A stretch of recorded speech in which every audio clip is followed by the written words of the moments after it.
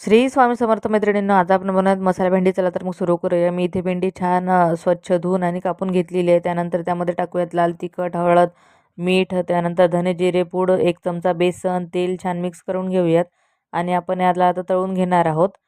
तर एक 5 ते 10 मिनटं तळून होऊन जाईल, जास्त नाही तळायचं त्याला.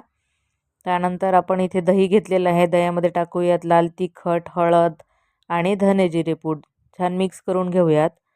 नंतर कढईमध्ये टाकलं तेल, त्यामध्ये जिरे, मोहरी, त्यानंतर कांदा टाकलेला आहे आणि इथे आलं लसूण पेस्ट, टोमॅटो, तुम्ही इथे टोमॅटोची ग्रेव्ही पण टाकू शकता. किचन किंग मसाला टाकलेला आहे आणि सर्वात शेवटी आपण दही टाकणार आहोत. छान फेटून घेऊयात. नंतर टाकूया आपण मीठ आणि ग्रेव्हीला छान तेल सुटलं की आपण यामध्ये भेंडी टाकूया तळलेली. कशी झाली मला कमेंट करून नक्की सांगा. चॅनलला सबस्क्राईब करा, लाईक करा आणि शेअर करायला विसरू नका.